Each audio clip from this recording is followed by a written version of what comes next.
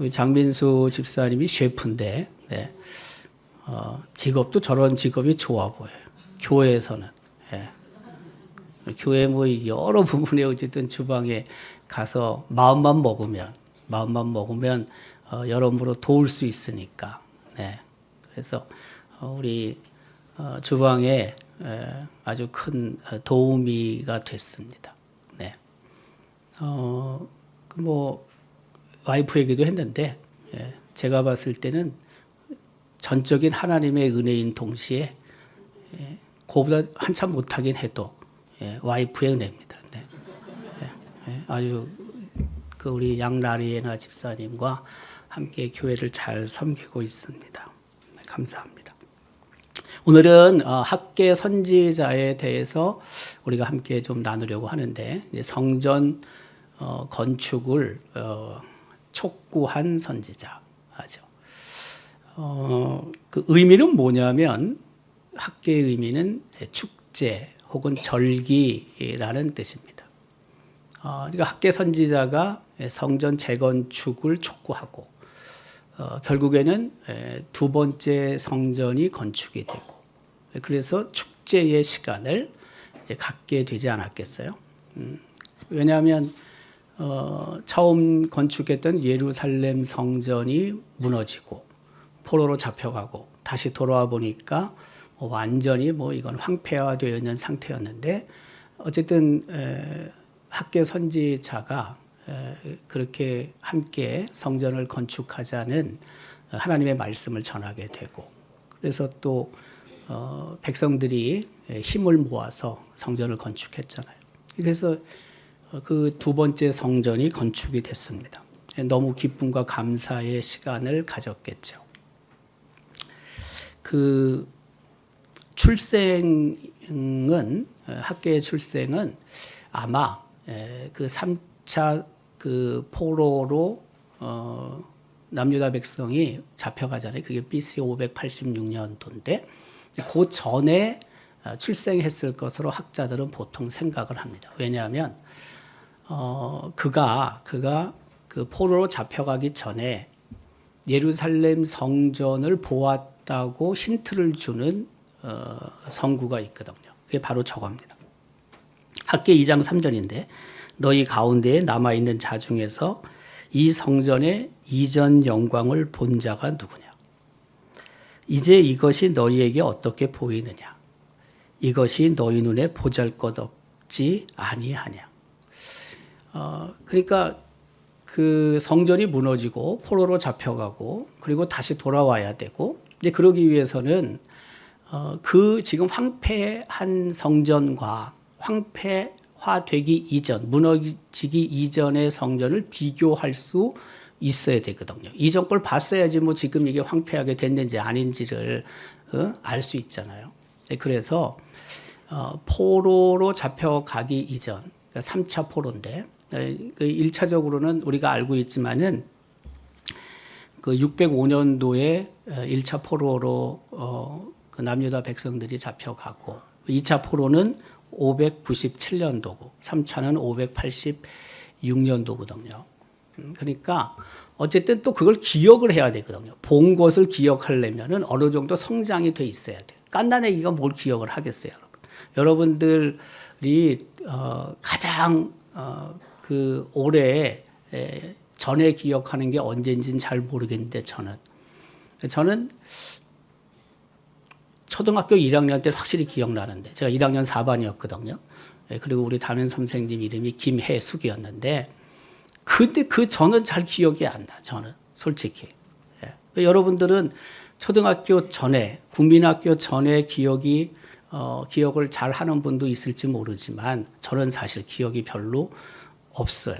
특별한 사건이 없어서 그런지 모르지만 어쨌든 기억이 없다고요. 그러면 초등학교 1학년 들어가는 것은 만으로 6세거든. 6세. 그러면 제가 생각할 때 이 학계도 이전에 무너지기 전에 포로로 잡혀가기 전에 그 예루살렘 성전을 기억하려면 천재면은 조금 더 한 만 4살 때도 기억할지 모르지만 네. 그러나 일반적으로 봤을 때 그 정도 안 되겠어요. 네. 그러니까 이 학계가 어쨌든 출생은 포로로 잡혀가기 이전에 출생했는데 아마 그것도 조금 뭐 한 6년에서 한 10년 전, 그러니까 뭐 6살 이전은 돼야 되지 않나 이렇게 생각을 하는 거죠. 이게 이제 비교를 해보면은요, 결국에는 이제 두 번째 성전, 흔히 우리가 말하는 스룹바벨 성전이라고 말하는데, 솔로몬 성전과 스룹바벨 성전을 이제 비교하는 거예요. 근데 스룹바벨 성전을 정확하게 몇 평쯤 되는지는 몰라요. 규모를 몰라요. 사이즈를 몰라요. 기록이 없으니까. 그냥 졌다는 것만 우리는 알아요. 근데 솔로몬 성전은 그 규모를 알 수가 있죠. 길이가 60규빗. 그렇죠? 네. 그리고 너비, 폭이 20규빗, 높이가 30규빗쯤 되거든요. 그래서 얘를 이제 평으로 계산하면, 솔로몬 성전은 평으로 계산하면 한 73평, 74평쯤 된대요. 이게 몇 평 되는지 제가 잘 모르겠는데, 우리 본당 2층은 네, 한 층이 200평, 300평, 200평, 네, 200평, 한 바닥이 200평이에요. 우리가 그러니까 이제 70평은 그거에 한 3분의 1쯤 된다고 보면 되죠. 작아요. 생각보다 크지 않아요. 네, 우리 이 솔로몬 성전이. 근데 스룹바벨 성전은 솔로몬 성전에 비하면 형편없이 적거든. 어느 정도 사이즈도 모르고 또 뭐 그 화려함도 잘 모르지만 어쨌든 확연하게 비교가 된다는 거죠. 그래서 솔로몬 성전에는 흔히 말하는 지성소도 있었고 속죄소도 있었고 뭐 들어가는 때 두 기둥, 야긴과 보아스도 있었고 막 이렇게 화려했다고요. 안에도 그렇고. 근데 돌아와서 스룹바벨 성전, 그러니까 학계가 촉구하고 합심해서 진 성전은 비교가 안 될 정도였어요. 근데 규모가 어느 정도 되는지는 사실 몰라요. 요거는 이제 그 스룹바벨 성전이 또 무너지거든요.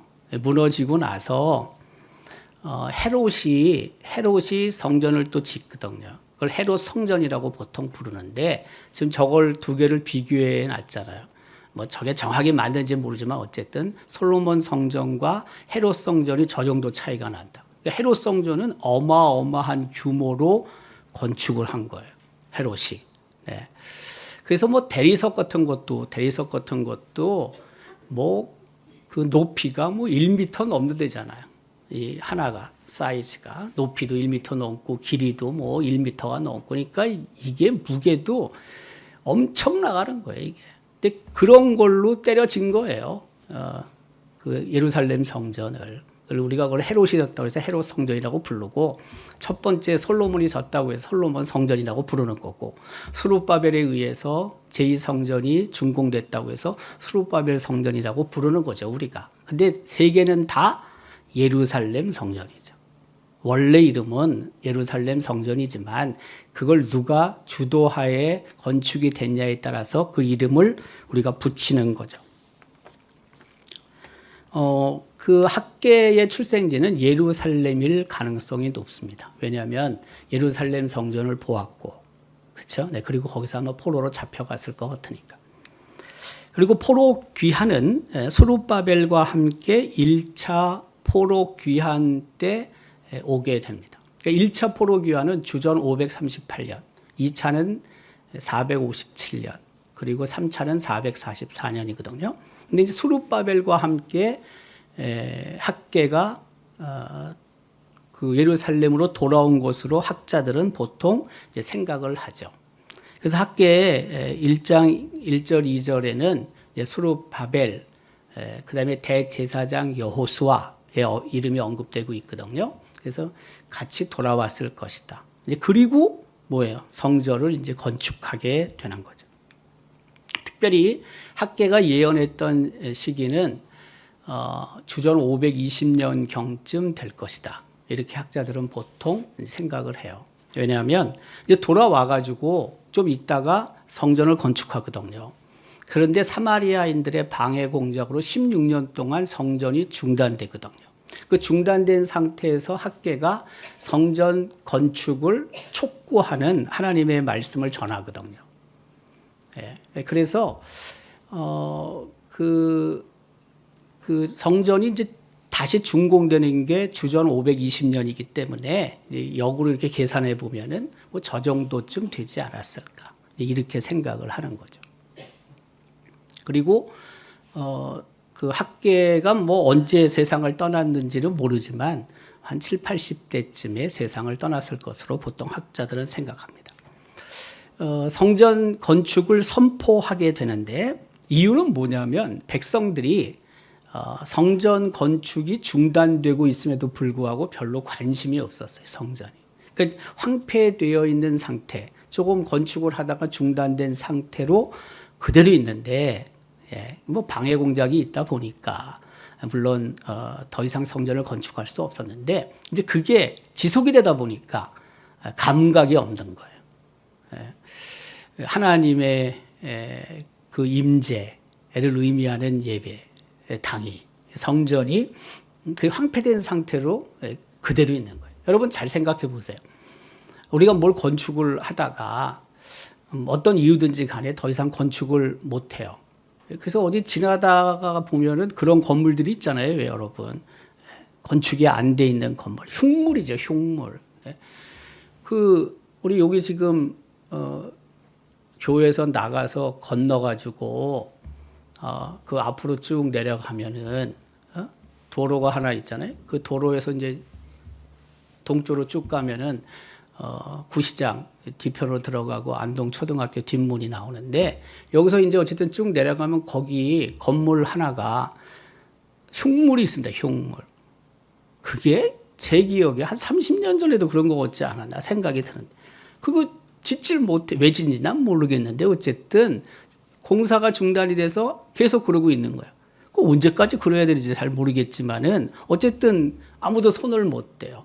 어디 지나가다 보면은 그거보다 훨씬 큰 건물들이 건축하다가 다 그만두고 뭐 어쨌든 풀이 있지 뭐 거기 뭐 철근이 막 썩고 있지 막 녹이 흐르지 막 이런 거 많이 보잖아요.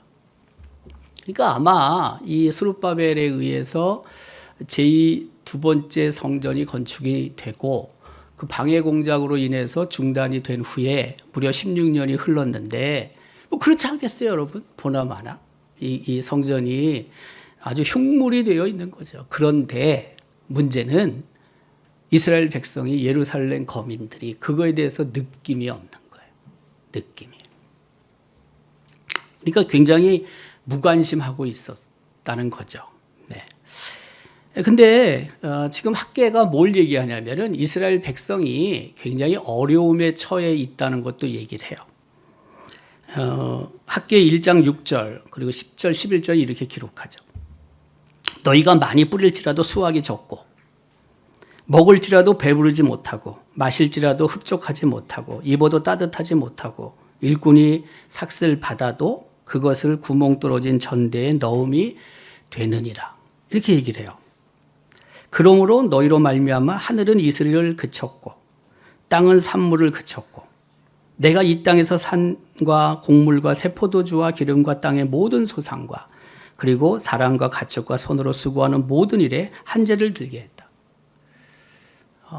그 하나님의 임재를 의미하는 어쨌든 성전을 방치하고 무관심한 거에 대해서 학계가 저렇게 선포를 한다고요. 그러면서 뭐라고 했냐면은 너희 행위를 살펴라. 너희 행위를 살펴라. 너희 행위를 살피라는 것은 뭐냐면은 다른 뜻이 아니라 심각하게 생각하고 돌아봐라. 과연 그 성전을 그냥 그렇게 방치하고 있는 게 도대체 맞는지 한번 생각해 보라는 거예요.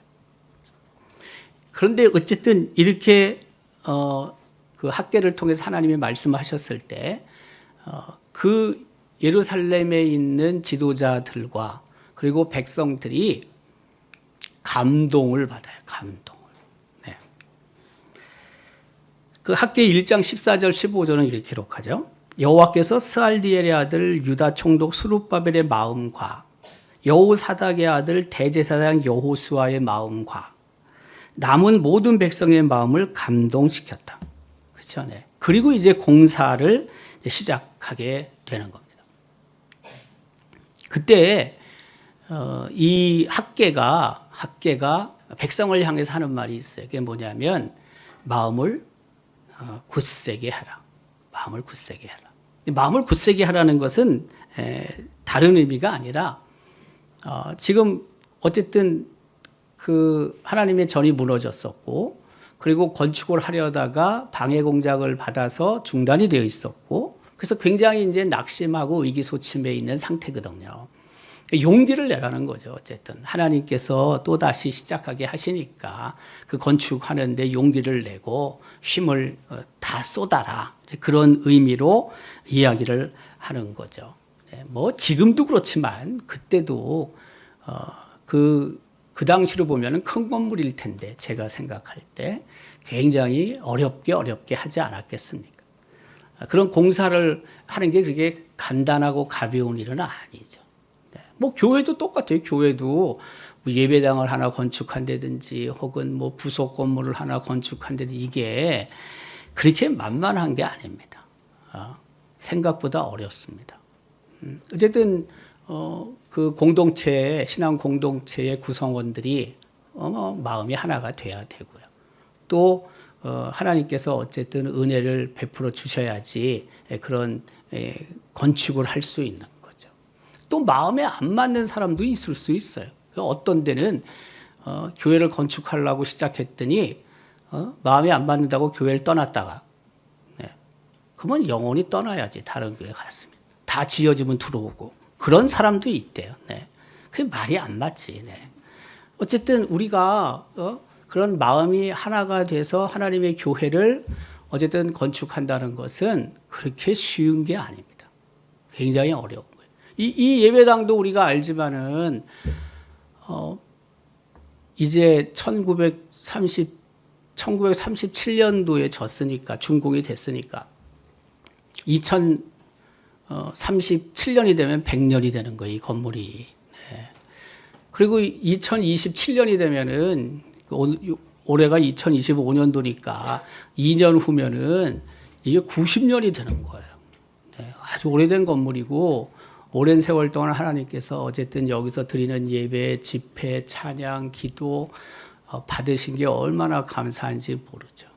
근데 또 한편으로는 뭐냐면은 어쨌든 우리 믿음의 선배들이 90년 전에 88년 전에 이 예배당을 건축을 했잖아요. 얼마나 힘들었겠어요. 우리는 그 덕택에 88년 동안 잘 사용하고 있는 거예요. 88년 동안.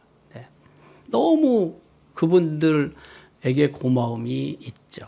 지난번에도 얘기를 했지만은 우리가 다 헌금해서 한 거 아니라니까요. 우리가 다. 그때 우리가 그렇게 할 수가 없어요. 어떻게 해요, 이걸? 1924년도에 노회가 뭘 결정하냐면은 미션 스쿨 중학교를 세우기로 결정을 해요. 1924년도에. 그 학교 이름이 경안중학원이에요. 근데 1년 지나서 문 닫았습니다. 1년 지나서. 왜 닫았는지 아세요? 돈이 없어서. 재정이 안 돼가지고. 왜냐하면 교사들 급여도 줘야 되고 또 그 노회가 결정했지만 우리 교회에서 교사가로 사용을 했거든. 여기서. 또 교사도 노회록에 보면 새로운 교실도 졌다고요. 졌고 그리고 학생이 많을 때는요 100명도 넘었어요. 많았습니다. 근데 문제는 뭐가 문제냐면 학생들이 수업료도 내고 근데 턱없이 모자르니까 노회에서 각 교회가 어쨌든 헌금해서 돕기로 했는데 그 당시만 하더라도 그렇게 할 수 있는 교회가 몇 개 안 되는 거예요. 우리 교회가 또 무겁게 짐을 졌어요. 근데 무겁게 뭐 짐을 진다고 우리가 할 수 있는 건 아니지. 우리는 우리 자체로 또 계명학원이 있었거든. 계명학원 있고 우리는 경안중학원을 또 재정적으로 또 서포트를 해야 되지. 이게 굉장히 어려웠던 거예요. 그래서 무료가 아니네요. 1년 만에 1년 좀 지나가지고 문이 닫힙니다. 좀 안타깝죠. 근데 이제 서울이라든지 여러분 아시지만 큰 도시에 있는 그런 중학교, 고등학교들, 그땐 중학교가 다 중고등학교 포함된 거니까. 살아남았거든, 어쨌든.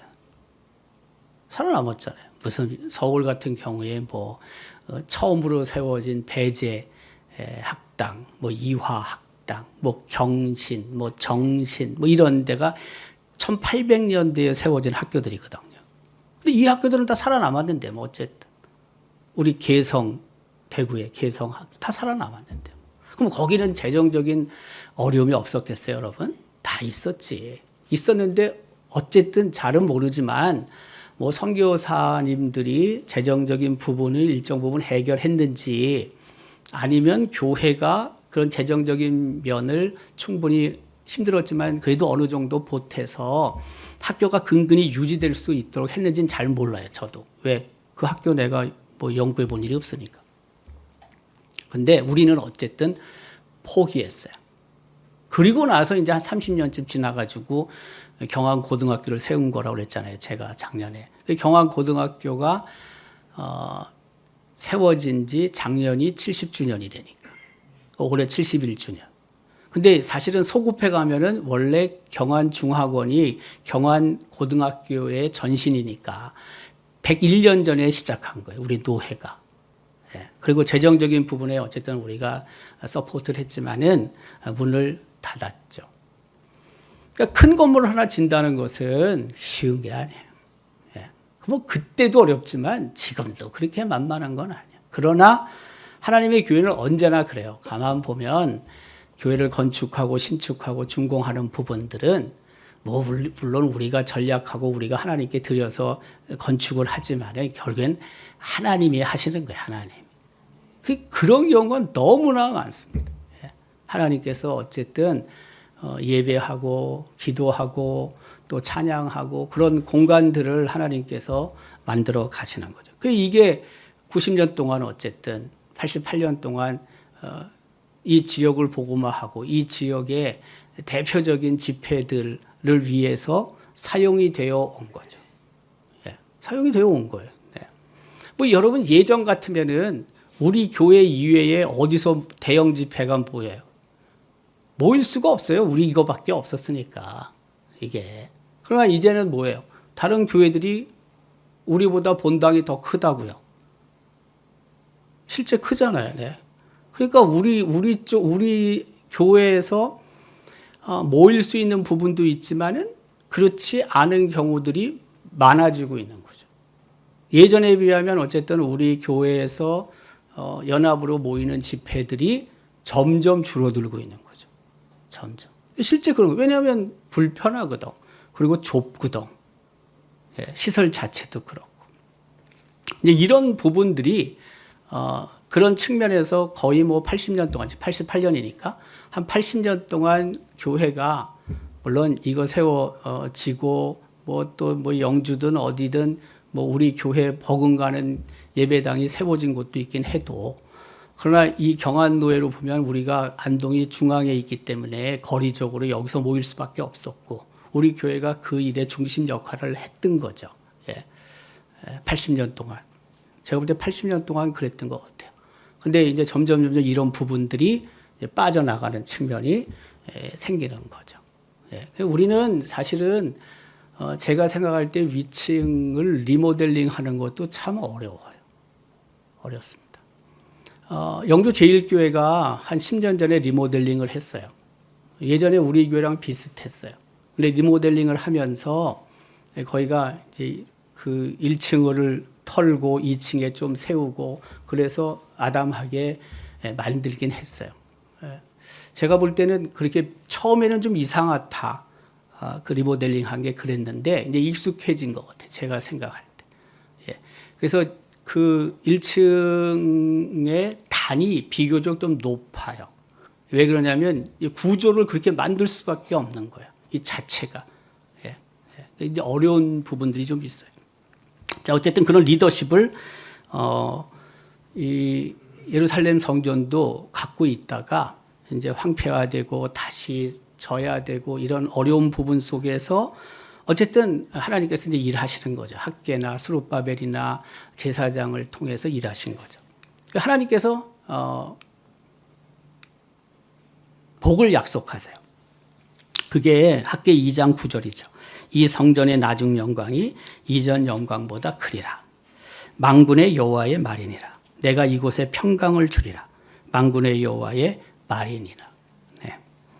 또 학개 2장 18절 19절에도 그렇게 하나님께서 이제 말씀을 하시죠. 너희는 오늘 이전을 기억하라. 아홉째 달 24일 곧 여호와의 성전 지대를 쌓던 날부터 기억하여 보라. 그렇죠? 네. 곡식 종자가 아직도 창고에 있느냐. 포도나무, 무화과나무, 석류나무, 감람나무 열매가 맺지 못하였느니라. 그러나 오늘부터는 내가 너에게 복을 주리라. 그러니까 이 내용을 보면 뭐예요? 방치하고 있었는데 학개 선지자가 하나님의 말씀을 전하게 되고 그리고 백성들이 감동을 받게 되고 이제 성전 건축을 다시 시작했을 때 하나님께서 어떻게 하시겠다는 거예요? 복을 주시겠다는 거예요. 그런 일들이 벌어지는 거죠. 그래서 이제 성전 건축이 시작이 되는 겁니다. 이것은 이제 성전 건축이 시작되기 전에 잠깐 다시 우리가 역사를 리마인드 좀 할 필요가 있죠. 뭐냐면 고레스 칙령에 의해서 포로들이 예루살렘으로 돌아오게 되고 남유다가 1차 포로 귀환 주전 538년도에 돌아오게 되는 거죠. 그때 돌아온 사람들이 학개라는 이름은 없지만 스룹바벨과 그리고 예수와는 뭐 여호수아라고 우리가 말을 틀리지 않죠. 그래서 니헤미야 이런 사람들이 돌아오게 돼요. 요거는 이제 포로 귀환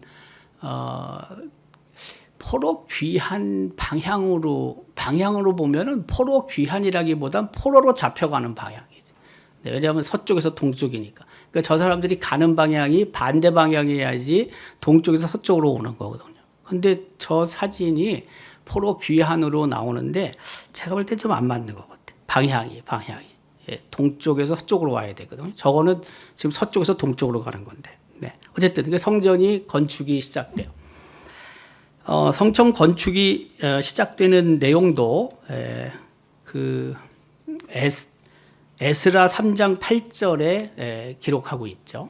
그리고 이때 백성들이 혼재된 감정을 갖고 있었다라는 사실도 말하고 있죠. 그게 뭐냐면 앞서 언급한 것처럼 황폐된 예루살렘 성전을 보면서 슬퍼하죠. 안타까워하죠. 또 한편으로는 어때요? 이제 성전이 새롭게 건축되면서 기쁨이 넘치게 되죠. 두 가지의 그런 감정이 이스라엘 백성들의 마음에 있었다는 것입니다. 그리고 이제 유다와 베냐민 자손들이, 족속들이, 후손들이 그 성전 건축에 참여하겠다라고 결정을 합니다. 그건 뭐 당연해요. 왜냐하면 우리가 알고 있듯이 남유다의 지파는 베냐민 지파와 유다 지파거든요. 그들이 어쨌든 포로로 잡혀갔다 다시 들어왔고, 그리고 남유다를 구성하고 있는 유다 지파와 베냐민 지파가 당연히 성전 건축에 동참을 해야 되는 거죠. 그때 이제 아까 얘기한 것처럼 방해하는 사람들이 있었다. 이제 그 사람들이 바로 사마리아인들이었다. 그 방해한 이유 중에 하나는 뭐냐면 어쨌든 자기들이 누렸던 기득권들이 이제 훼손이 되죠. 그러다 보니까 이 사람들이 그 관리들에게, 그러니까 바벨론 이제 그 페르시아로 넘어갔지만 관리들에게 뇌물을 주고 공사를 하지 못하도록 그렇게 막 만들었거든. 그래서 성전 건축이 중단이 되는 거죠. 중단이. 왜냐면 거기 있는 관리들조차도 저쪽 편에 서 있으니까. 성전 건축이 안타깝게도 중단이 됐고, 그 중단이 된 상태에서 16년이 지나가게 되는 것이고, 적당한 시점에서 학개와 스가랴 선지자를 통해서 하나님께서 성전 건축을 다시 독려하기 시작을 하신 겁니다. 학개 선지자가 성전 건축을 독려한 부분이에요. 학개 1장 2절 그리고 8절이죠.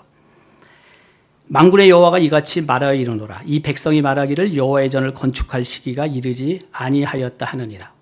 너희는 산에 올라가서 나무를 가져다가 성전을 건축하라. 그리하면 내가 그것으로 말미암아 기뻐하고 또 영광을 얻으리라. 여호와가 말하였느니라.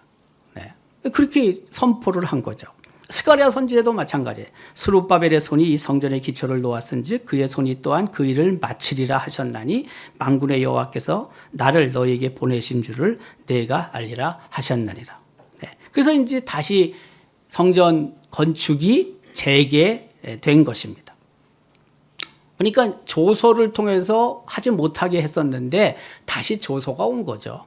그래서 성전 건축에도 괜찮다 허락이 떨어진 거죠. 결국에는 성전이 준공이 됐습니다.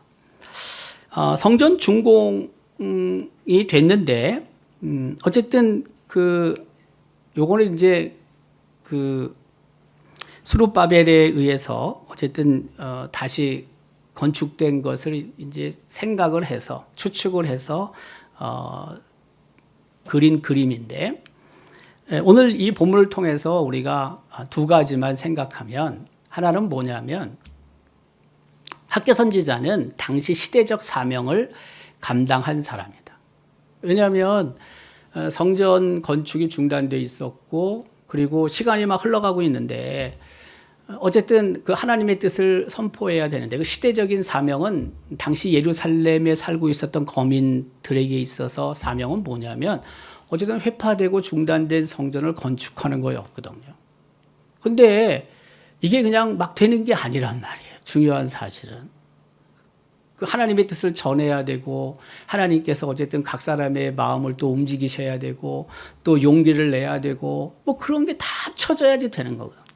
근데 그 일을 어쨌든 불을 붙인 사람은 학개 선지자예요. 물론 스가랴도 그렇지만 학개 선지자가 불을 붙인 거죠. 그래서 그 시대적인 그 사명 앞에 백성들이 다 온전히 서게 됐고 결국에는 제2의 예루살렘 성전이 건축되게 된 거죠. 누군가 어쨌든 깃발을 들어야지 뭐가 되는 거죠. 네. 깃발을 들지 않으면 어렵죠. 근데 깃발을 또 든다는 것도 상당한 또 부담이 있는 거예요, 이게. 네. 그렇게 쉽지가 않습니다. 어떤 일을 행할 때 누구나 다 하는 것도 아닙니다. 누구나 다 할 수 있는 것도 아닙니다. 우리가 생각할 때는 뭐 누구나 다 깃발 들면 다 될 것 같지만 그렇지 않습니다. 어려운 일이에요. 어쨌든 그런 일들이 다 쉬운 건 아닌데 하나님께서는 학개 선지자를 사용하셨어요. 그리고 학개 선지자가 순종하는 마음으로 이 일에 참여를 한 겁니다. 결국에는 어떻게 되냐면 주위에 협력하는 사람들이 있었다는 것입니다. 제사장과 그리고 당시 유다 총독 스룹바벨에 의해서 또 백성들이 합력해서 유다 사람들과 유다 족속들과 후손들과 또 베냐민 지파 후손들이 동참을 하게 된. 그래야지 성전이 건축되는 거죠. 성전이.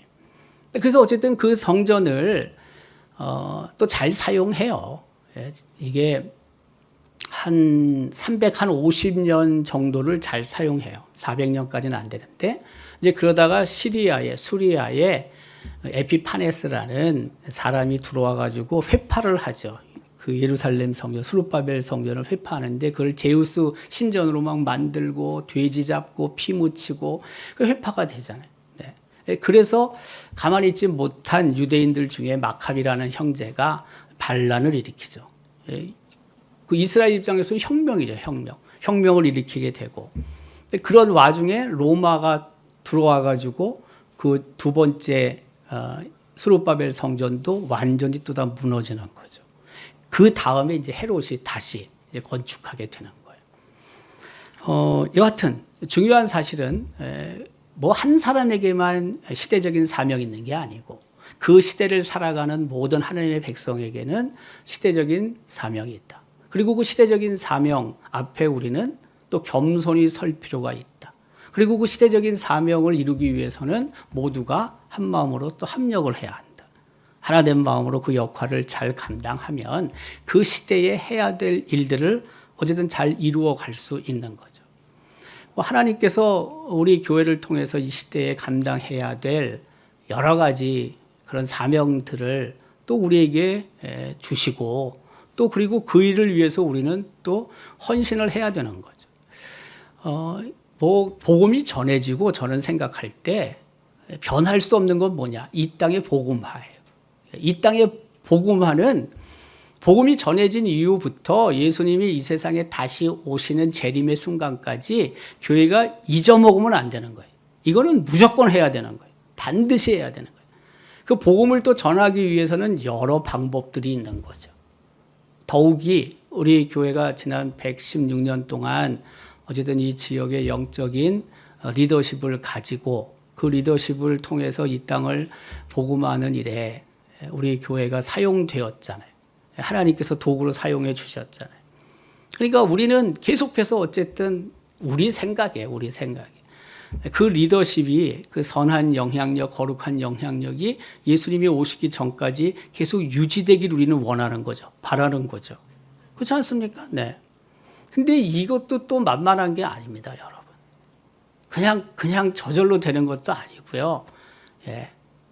그냥 뭐 우리가 원한다고 또 되는 것도 아닙니다.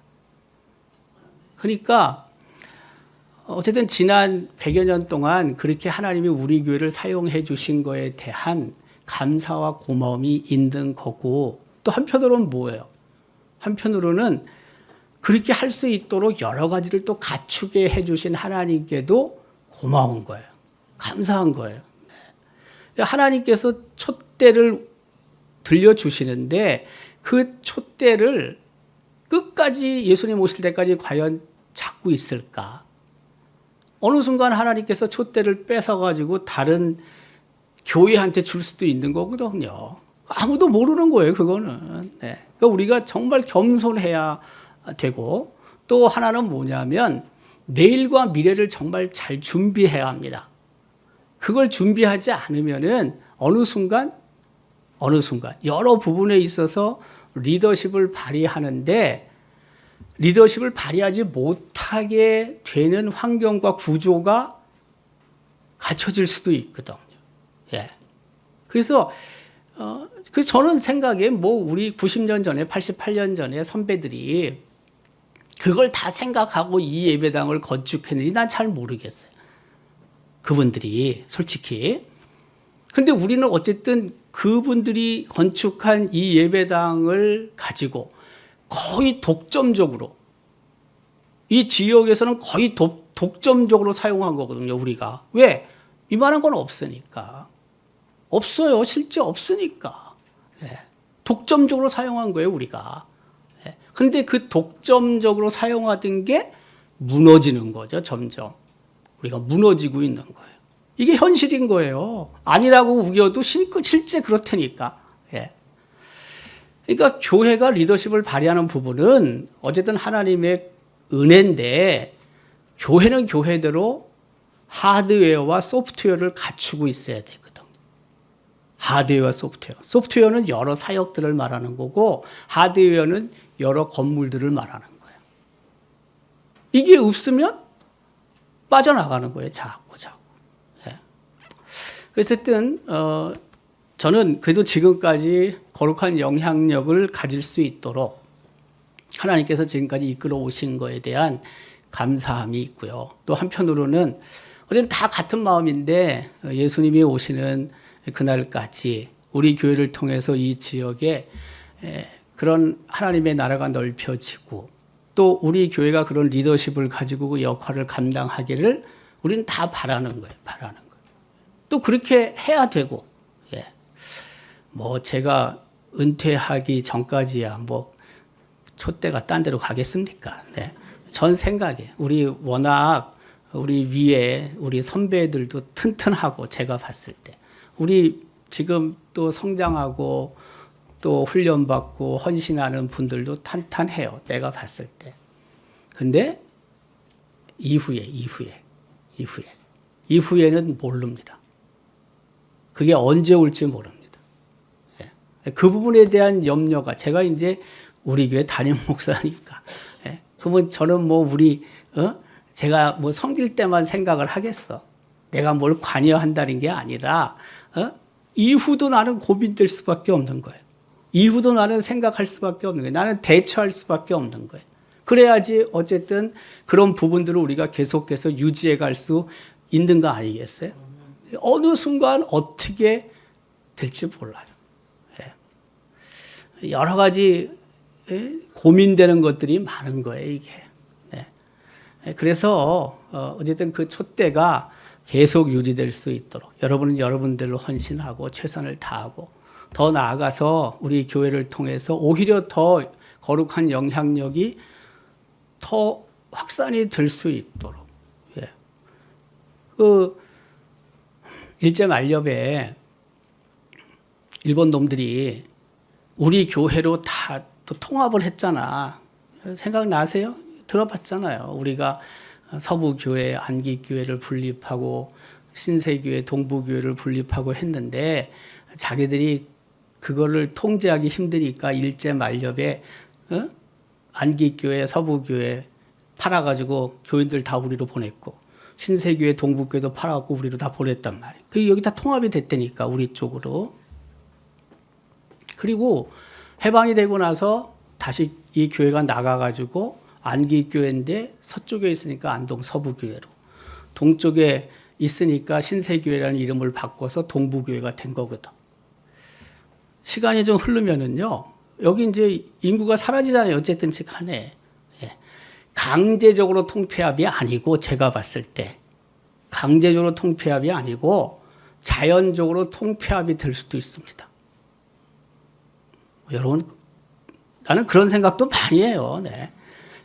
강제적이 아니에요. 그때처럼 일제가 강제로 팔아가지고 통폐합시키는 게 아니고 그냥 자연스럽게 통폐합이 되는 순간이 올지도 모릅니다. 그런데 그 통폐합이 되는, 자연적으로 통폐합이 되는 그 교회가 어느 교회냐가 굉장히 중요한 거예요. 여러분, 모르는 거예요, 여러분. 하나님께서 한 교회를 밀면은 그 교회로 다 가는 거예요. 그냥 가는 겁니다. 뭐 우리가 아무리 발버둥 친다고 되는 게 아닙니다. 가는 겁니다. 그러니까 그런 부분에 있어서 우리는 우리대로 대응하고 갖춰야 될 게 있다는 걸 얘기를 하는 거예요, 저는. 그래서 이런 부분에 좀 심각하게 고민할 필요가 있다. 그리고 또 내일 혹은 뭐 1년 혹은 10년, 50년을 우리가 바라보고 또 우리 교회를 통해서 이루실 그 하나님의 놀라우신 은혜, 또 하나님께 돌려야 될 영광들을 고민하고 그것들을 통해서 더욱 하나님의 뜻을 찾고 또 하나님의 기쁨이 되는 살아있는 교회, 능력 있는 교회가 될 수 있기를 주님의 이름으로 기원합니다.